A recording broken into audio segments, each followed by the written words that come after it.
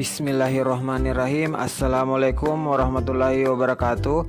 Perkenalkan, nama saya Agustan dengan NIM J1A1181090. Baiklah, saya akan membawakan materi mengenai gambaran umum. Keluhan pada sistem muskuloskeletal adalah keluhan pada bagian-bagian otot rangka yang dirasakan oleh seseorang, mulai dari keluhan sangat ringan sampai sangat sakit. Apabila otot menerima beban statis secara berulang dalam waktu yang lama, akan menyebabkan keluhan berupa kerusakan pada sendi, ligamen, dan tendon. Keluhan hingga kerusakan inilah yang biasanya diistilahkan dengan keluhan muskuloskeletal disorder atau disingkat dengan MSDS atau cedera pada sistem muskuloskeletal. Dirjen 1993, Lamaster 1996. Bismillah. Assalamualaikum warahmatullahi wabarakatuh. Terima kasih atas kesempatan yang diberikan kepada saya. Sebelumnya perkenalkan, nama saya Hasrul dengan NIM J1A118279. Baik, saya akan membawakan materi bagian gambaran umum. Keluhan pada sistem muskuloskeletal adalah keluhan pada bagian-bagian otot rangka yang dirasakan oleh seseorang mulai dari keluhan sangat ringan sampai sangat sakit. Secara garis besar, keluhan pada otot dapat dikelompokkan menjadi dua, yaitu keluhan sementara dan keluhan menetap. Di mana keluhan sementara ini disebut keluhan otot yang terjadi apabila saat otot menerima beban statis. Namun demikian, keluhan tersebut akan segera hilang apabila pemberian beban dihentikan. Dan keluhan menetap, di mana keluhan menetap ini yaitu keluhan otot yang bersifat menetap. Walaupun pemberian beban kerja telah dihentikan, namun rasa sakit pada otot masih terus berjalan. Baik, terima kasih atas kesempatan yang telah diberikan kepada saya. Sebelum itu, perkenalkan, nama saya Maria Alkiptia, NIM J1A118129. Pada kesempatan kali ini, saya akan melanjutkan presentase yang telah dibawakan oleh teman kelompok saya pada slide kelima mengenai faktor penyebab keluhan pada sistem muskuloskeletal. Kita lihat pada slide pertama, di sini ada peregangan otot yang berlebihan. Peregangan otot yang berlebihan pada umumnya sering dikeluhkan oleh pekerja di mana aktivitas kerja menuntut pengarahan tenaga yang besar seperti aktivitas mengangkat, mendorong, menarik, dan menahan beban yang berat. Apabila hal serupa sering dilakukan, maka akan mempertinggi resiko terjadinya keluhan otot, bahkan dapat menyebabkan terjadinya cedera otot skeletal.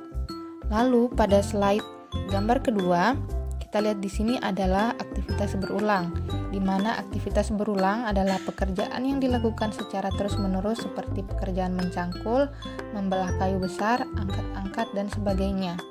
Keluhan otot terjadi karena otot menerima tekanan akibat beban kerja secara terus-menerus tanpa memperoleh kesempatan untuk relaksasi.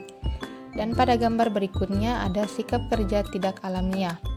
Pada sikap kerja tidak alamiah adalah sikap kerja yang menyebabkan posisi bagian tubuh bergerak menjauh posisi alamiah. Misalnya, pergerakan tangan terangkat, punggung terlalu membungkuk, kepala terangkat, dan sebagainya. Sikap kerja tidak alamiah ini pada umumnya karena karakteristik tuntutan tugas, alat kerja, dan stasiun kerja tidak sesuai dengan kemampuan dan keterbatasan kerja. Baik, itulah tadi hasil pemaparan yang bisa saya lanjutkan. Selanjutnya akan dilanjutkan oleh teman kelompok saya. Perkenalkan, saya Ade Putri Sari Dewi dengan NIM J1A1118132. Pada kesempatan kali ini, saya akan melanjutkan presentasi dari teman kelompok saya pada slide kelima, yaitu faktor penyebab keluhan pada sistem muskuloskeletal. Pada poin keempat, faktor penyebab sekunder. Faktor penyebab sekunder dibedakan menjadi tiga. Yang pertama, tekanan. Terjadinya tekanan langsung pada jaringan otot yang lunak. Sebagai contoh, pada saat tangan harus memegang alat, maka jaringan otot tangan yang lunak akan menerima tekanan langsung dari pegangan alat. Dan apabila hal ini sering terjadi, maka dapat menyebabkan rasa nyeri otot yang menetap. Kedua, getaran. Getaran dengan frekuensi tinggi akan menyebabkan kontraksi otot yang bertambah. Kontraksi ini menyebabkan peredaran darah tidak lancar, penurunan asam laktat meningkat, dan akhirnya timbul rasa nyeri otot. Ketiga, mikrolimat.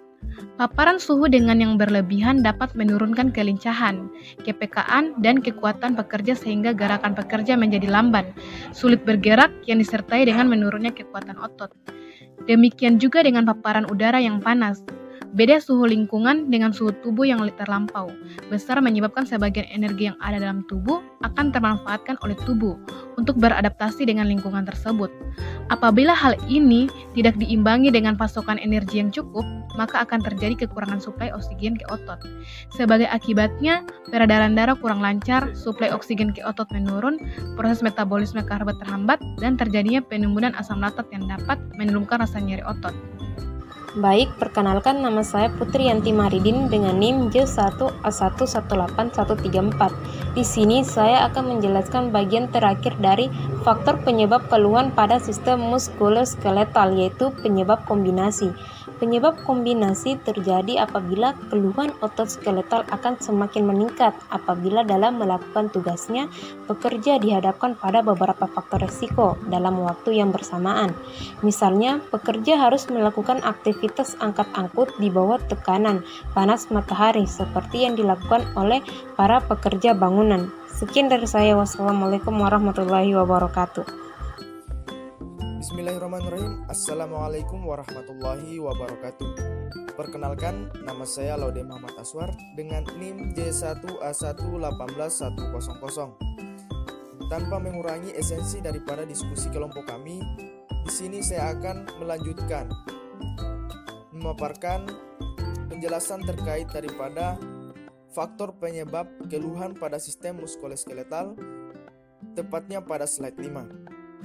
Di samping kelima faktor penyebab terjadinya keluhan sistem muskuloskeletal tersebut di atas, beberapa ahli menjelaskan bahwa faktor individu juga dapat menjadi penyebab terjadinya keluhan otot skeletal, seperti umur, jenis kelamin, dan kebiasaan merokok.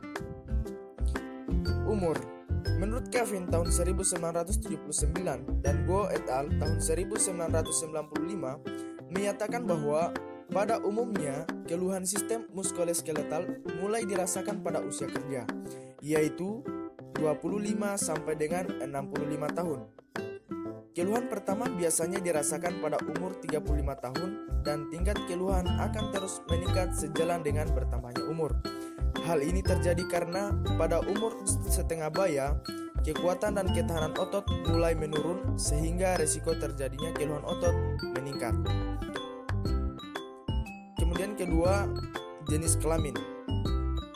Walaupun masih ada perbedaan pendapat dari beberapa ahli tentang pengaruh jenis kelamin terhadap risiko keluhan sistem muskuloskeletal, namun beberapa hasil penelitian secara signifikan menunjukkan bahwa jenis kelamin sangat mempengaruhi tingkat risiko keluhan otot. Hal ini terjadi karena secara fisiologis kemampuan otot wanita memang lebih rendah daripada pria.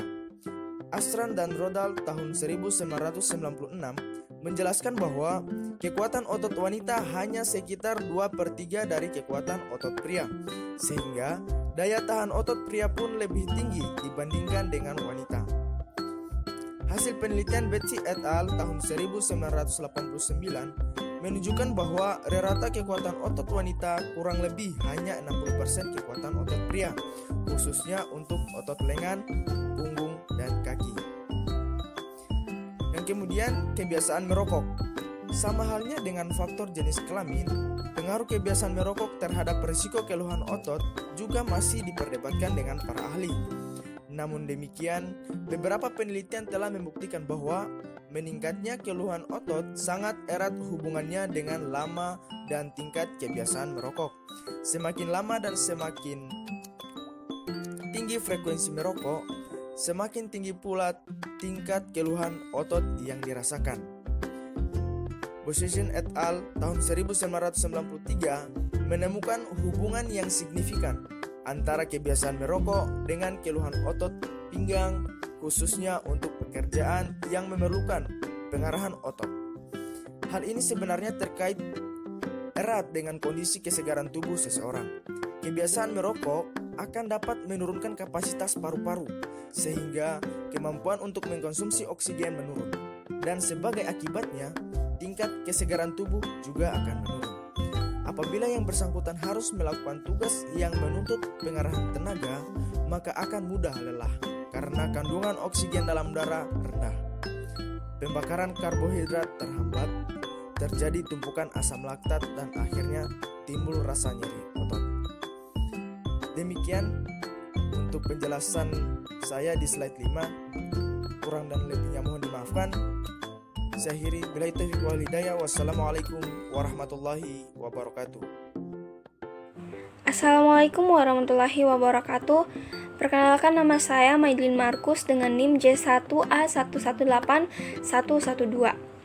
Baiklah, jadi di sini saya akan melanjutkan presentasi dari teman saya yang membahas tentang faktor penyebab keluhan pada sistem muskuloskeletal. Nah, di sini saya akan membahas 3 poin mulai dari poin D sampai poin F, yaitu yang pertama kesegaran jasmani.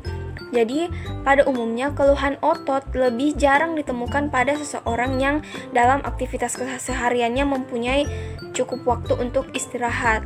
Sebaliknya, bagi yang dalam kesehariannya melakukan pekerjaan yang memerlukan pengerahan tenaga yang besar, di sisi lain tidak mempunyai waktu yang cukup untuk istirahat. Nah, hampir dapat dipastikan akan terjadi keluhan otot. Nah, dari hasil penelitian CADI 1979 menyatakan bahwa untuk tingkat kesegaran tubuh yang rendah, maka risiko terjadinya keluhan adalah 7,1%.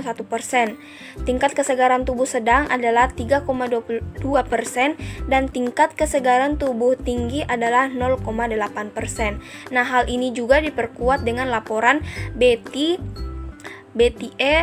1989 yang menyatakan bahwa hasil penelitian terhadap para penerbang menunjukkan bahwa kelompok penerbang yang dengan tingkat kesegaran tubuh yang tinggi mempunyai risiko yang sangat kecil terhadap risiko cedera otot. Nah, keluhan otot akan meningkat sejalan dengan bertambahnya aktivitas fisik.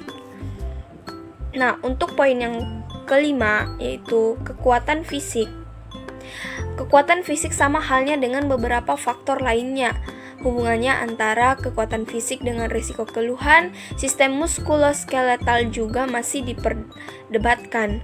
Beberapa hasil penelitian menunjukkan adanya hubungan yang signifikan, namun penelitian lain menunjukkan bahwa tidak ada hubungan antara kekuatan fisik dengan keluhan otot skeletal.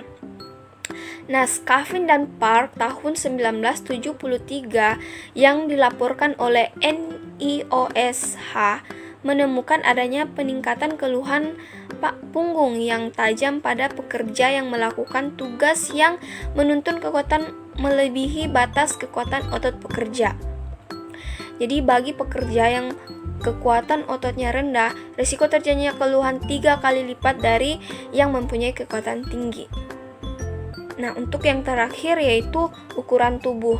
Ukuran tubuh atau antropometri, walaupun pengaruhnya relatif kecil, berat badan, tinggi badan, dan massa tubuh merupakan faktor yang dapat menyebabkan terjadinya keluhan sistem muskuloskeletal. Fesi tahun 1990 menyatakan bahwa wanita yang gemuk mempunyai resiko 2 kali lipat dibandingkan wanita kurus. Hal ini diperkuat oleh Werner tahun 1994 yang menyatakan bahwa bagi pasien yang gemuk atau obesitas dengan massa tubuh lebih dari 29 kg mempunyai resiko 2,5 lebih tinggi dibandingkan dengan yang kurus, massa tubuh kurang dari 20. Nah, khususnya untuk otot laki-laki. Nah, temuan lain juga mengatakan bahwa pada tubuh yang tinggi umumnya sering menderita keluhan sakit punggung, tetapi tubuh tinggi tidak mempunyai pengaruh terhadap keluhan pada leher, bahu, dan pergelangan tangan. Baiklah, sekian penjelasan tentang 3 poin dari faktor penyebab keluhan pada sistem muskuloskeletal yang saya paparkan. Sekian dan terima kasih. Bismillah, terima kasih atas kesempatan yang telah diberikan kepada saya. Sebelum itu, perkenalkan saya Besti Nurjana, NIM J1A1181131.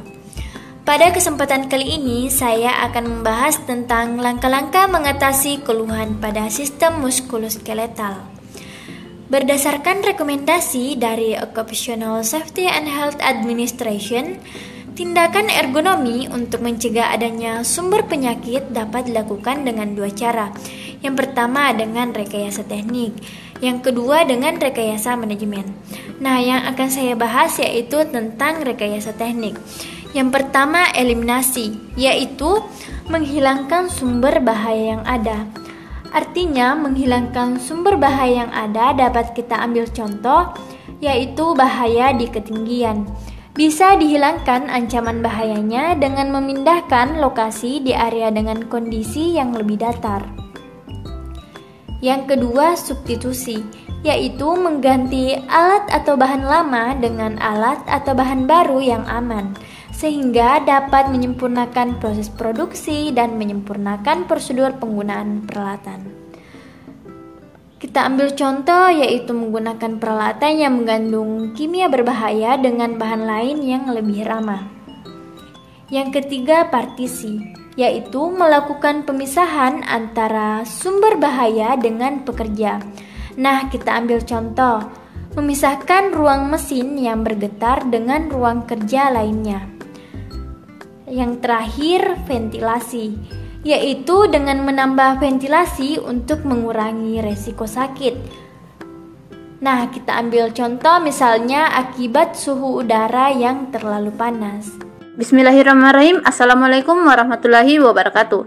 Perkenalkan, nama saya Anissa Sabarniati dengan NIM J1A1181101. Di sini saya akan menjelaskan rekayasa manajemen. Rekayasa manajemen dapat dilakukan melalui tindakan-tindakan.